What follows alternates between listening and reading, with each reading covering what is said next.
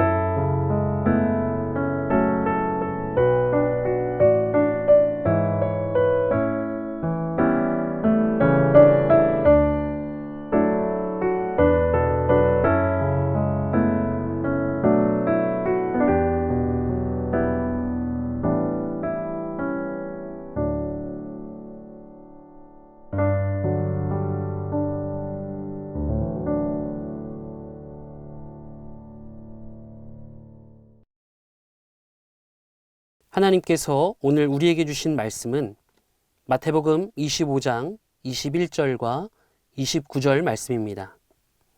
개역 개정 성경을 봉독한 후에 이어서 새 번역으로 읽겠습니다. 그 주인이 이르되 잘하였도다 착하고 충성된 종아, 내가 적은 일에 충성하였음에 내가 많은 것을 내게 맡기리니 내 주인의 즐거움에 참여할지어다 하고, 무릇 있는 자는 받아 풍족하게 되고 없는 자는 그 있는 것까지 빼앗기리라. 아멘. 새 번역입니다. 그의 주인이 그에게 말하였다. 잘했다 착하고 신실한 종아, 내가 적은 일에 신실하였으니 이제 내가 많은 일을 내게 맡기겠다. 와서 주인과 함께 기쁨을 누려라. 가진 사람에게는 더 주어서 넘치게 하고 갖지 못한 사람에게서는 있는 것마저 빼앗을 것이다. 아멘. 예수님은 하나님의 말씀을 증거하실 때에 많은 비유를 사용하셨습니다. 그중 달란트 비유는 예수님의 비유의 말씀 중에도 잘 알려진 비유인데요. 이 달란트 비유 이야기를 모두가 잘 아실 겁니다. 어떤 주인이 타국으로 갈 때 그 종들을 불러 자기 소유를 맡기는데 각각 5달란트, 2달란트를 맡은 종들은 그것으로 장사를 하여 각각 5달란트, 2달란트를 더 남겼습니다. 그런 그들은 돌아온 주인에게서 착하고 충성된 종이라고 칭찬을 들었습니다.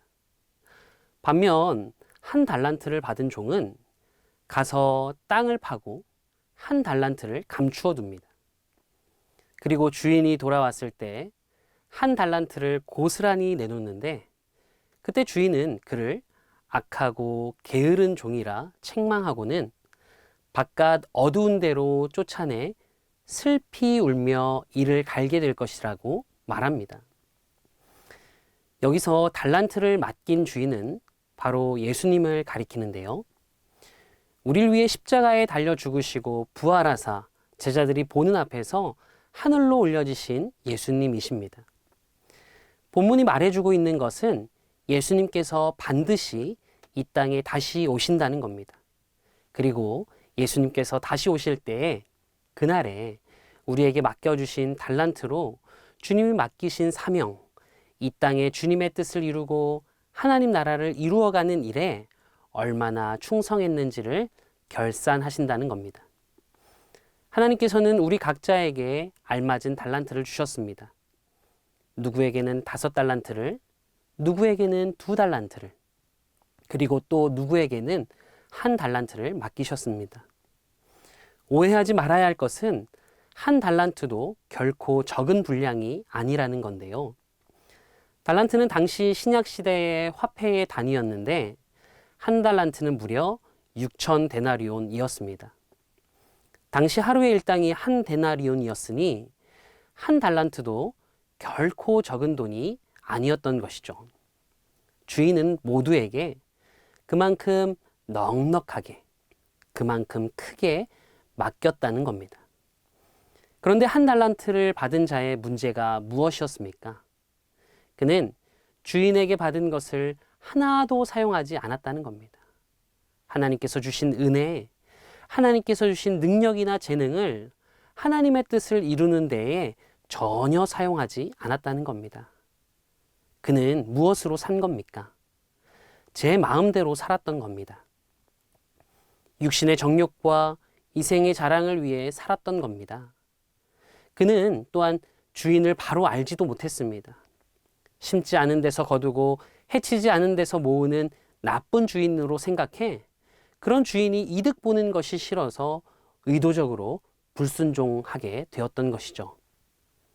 장사하여 이득을 남긴 자들은 예수님과 함께 죽고 예수님과 함께 살아 주님이 다시 오실 날을 기다리면서 구원받은 자답게, 은혜 받은 자답게, 하나님 나라의 백성답게 살았지만 주인의 은혜를 모두 땅에 묻은 자는 주인에 대한 불신과 편견으로 불순종하고 자기 멋대로의 삶, 세상을 쫓아 사는 삶을 살았던 겁니다.